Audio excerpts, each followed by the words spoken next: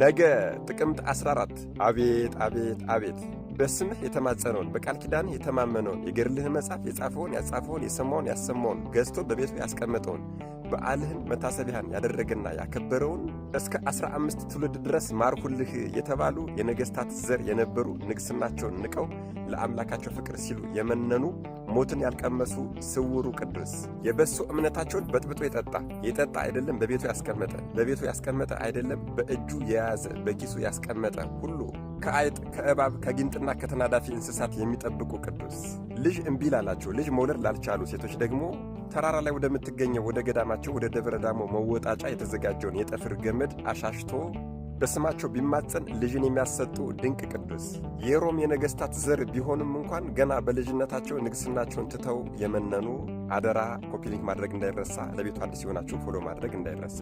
በገዳመ ዳውናስ ግብፅ ውስጥ የታላቁ ቅዱስ የአባ ጳቆሚስ ደቀ መዝሙር የነበሩ ከመነኮሱ ከዓመታት በኋላም ወደ ሮም ተመልሰው 7 ቅዱሳንን በፍቅራቸው ማርከው ወደ ምናኔ የወሰዱ ወደ የት ልሂድ ብለው ባሰቡ ጊዜም ቅዱሱ መልአክ ቅዱስ ገብርኤል ወደ ኢትዮጵያ ጭኖ ይዟቸው መጥቷል።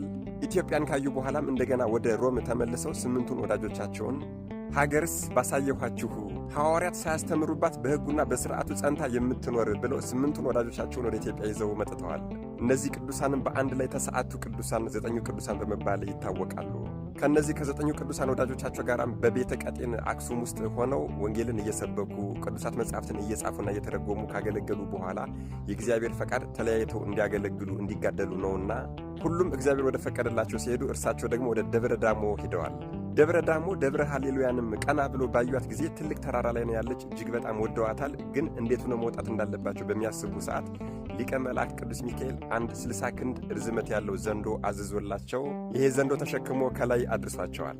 ልክ ከላይ እንደወጡም ሃሌሉያ ለአብ፣ ሃሌሉያ ለወልድ፣ ሃሌሉያ ለመንፈስ ቅዱስ ብለው ቢያመሰግኑ ከሰማይ ሰማያዊ ህብስት ወርዶላቸው ተመግበዋል። እኒህ ቅዱስ አባትም ምናኔን በኢትዮጵያ በማስፋፋታቸውና ሥርዓቱን በማስተማራቸው አቡሆሙ ለመነኮሳት ዘኢትዮጵያ ይባላሉ። የኢትዮጵያ የመነኮሳት አባት ማለት ነው። የኢትዮጵያው ቅዱስ ንጉሥ ቅዱስ አጼ ገብረ መስቀልና ቅዱስ ያሬድም ወዳጆቻቸው ነበሩ። በየጊዜውም እየሄዱ ከእሳቸው ጋር እየተባረኩ ይመጡ ነበረ። እኒህ በሀገራችን ስም አጠራራቸው ከከበሩ ቅዱሳን አንዱ የሆኑና ሰማያዊ ህብስት ከሰማይ የወረደላቸው ሕዝቡን ቅዳሴ ቀድሰው ያቆርቡ የነበረ ወላጆቻቸው ዘሚካኤል በበረሃ ያሉ ጓዶቻቸው ደግሞ ገብረ አምላክ እኛ ኢትዮጵያውያን ደግሞ አቡነ አረጋዊ ብለን የምንጠራቸው ሞትን ያልቀመሱት የተሰዓቱ ቅዱሳን ከአቡነ ጰንጠሌዎን ጋር መሪ የነበሩ ታላቁ አባታችን አቡነ አረጋዊ ዘሚካኤል ነገ ጥቅምት 14 ሞትን ስላልቀመሱ ወደ ብሔረ ሕያዋን የተሰወሩበት ዓመታዊ በዓላቸው ነው። ሌላው ነገ ጥቅምት 14 በዚህ ቀን ሙሽራው ሰማዕት ገብረ ክርስቶስ ለአብዛኞቹ ሙሽራ ሰማዕታት ወይም ደግሞ ለአብዛኞቹ በጫጉላ ቤታቸው የመነኑ ቅዱሳን ዋናው ፈርቀዳጅ ምንም እንኳን የታላቁ ንጉሥ የቴዎዶስዮስ ልጅ ቢሆንም ታላቁ ቅዱስ አቡነ ኪሮስ አጎቱ ናቸውና የእሳቸውን ፈለግ ተከትሎ ንግሥናውን ንቆ የመነነ በጫጉላ ቤቱ በሙሽርነቱ በሌሊት ጠፍቶ ወደ አርማንያ በመሄድ በእመቤታችን በቅድስት ድንግል ማርያም ቤተ ክርስቲያን ለ15 ዓመታት ነዳይ የኔ ቢጤ መስሎ ደጇ ላይ የተጋደለ እመቤታችን ተገልጻ ወደ ቆስጥንጥንያ ወደ ወላጆቹ ቤት ሄዶ እንደገና እንዲጋደል ስላዘዘችው ከወላጆቹ ደጃፍ ላይ የኔ ቢጤ ነዳይ መስሎ ደግሞ እንደገና ቁስለኛ ሆኖ ለ15 ዓመታት እናትና አባቱ ደጅ ላይ ለ15 ዓመታት ጽኑ ተጋድሎን የተጋደለ ምንም እንኳን የንጉሥ ልጅ ቢሆንም ማንም አላወቀውምና የአባቱ ባሮች በጥፊ ይመቱት፣ ቆሻሻ ይደፉበት፣ ሽንታቸውን ይሸኑበት፣ ጺሙንም ይነጩት ነበር።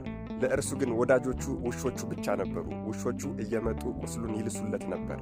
እንደዚህ እየሆነ በአባቱ ደጅ ለ15 ዓመታት ከተጋደለና ከተሰቃየ በኋላ ጌታ ሆይ የአባቴ ባሮች በእኔ ላይ ያደረጉትን ሁሉ በደል አድርገህ አትቁጠርባቸው ብሎ ጸሎት አድርጎላቸዋል።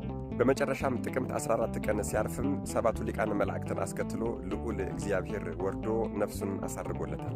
ስሙን የጠራ በዓሉን ያከበረና መታሰቢያውን ያደረገውንም በሕይወት መጽሐፍ እንደሚጽፍለት ነግሮታል። ይህ በቁስል በለምጽና በቆዳ በሽታ ለተመቱና ለተያዙ ሰዎች ፍቱን መድኃኒት የሆነው ታላቁ አባታችን ሙሽራው ሰማዕት ገብረ ክርስቶስ ነገ ጥቅምት 14 የዕረፍት በዓሉ ነው። መድኃኔዓለም ኢየሱስ ክርስቶስ ከታላቁ አባታችን ከአቡነ አረጋዊና ከሙሽራው ሰማዕት ገብረ ክርስቶስ ረድኤት፣ በረከት፣ ምልጃ፣ ቃል ኪዳን፣ ፍቅር አይለየን።